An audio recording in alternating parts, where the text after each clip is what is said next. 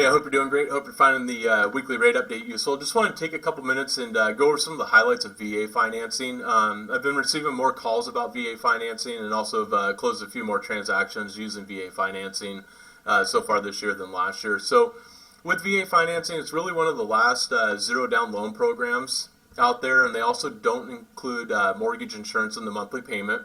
In King, Snohomish, and Pierce County, the loan limit's $517,500.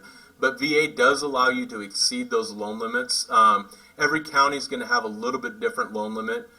But basically what you're looking at is when you exceed the county loan limit, the down payment requirement is 25% of the difference between the sales price or appraised value and the county loan limit. So you can get away with putting quite a bit less down on a VA transaction when you get into like the jumbo type loan limits or purchase prices. The other thing out there with VA financing is the seller doesn't have to pay all the VA closing costs. The veteran is allowed to pay their own closing costs. The main thing is they can never cover the escrow fee. So on a purchase transaction, the seller typically covers the escrow fee. On a refinance transaction, we cover the escrow fee as the lender. But then also the seller can contribute up to 4% towards the borrower's closing costs and prepaids. The next slide here, just kind of breaking down the higher price point at $700,000, basically looking at the VA financing and the jumbo financing. So on a $700,000 purchase price, the veteran would be required to put $45,625 towards the down payment, and that's 25% of the difference between the county limit and the purchase price. So VA also has what's called the VA funding fee. For a first-time user, it's 2.15%. If they've used their VA benefits before, it's 3.3%. But there is a tier system in place. If they put a down payment into the transaction, the VA funding fee is reduced accordingly. So there's a couple different levels on that. Interest rates on VA financing comparable to like what we'd see on FHA or any the government-backed program.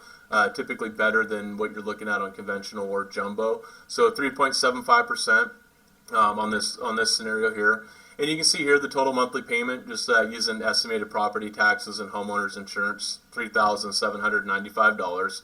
The next box here is the settlement section.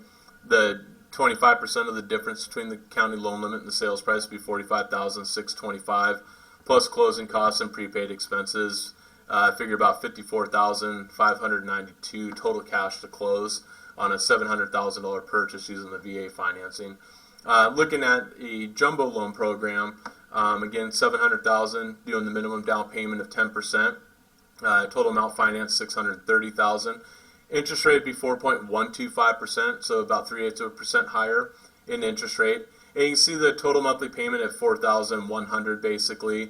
And the main thing is about $346 included in the monthly payment for the mortgage insurance on the loan. So quite a bit of savings and difference in the monthly payment, and then also the down payment being higher, closing costs and prepaids.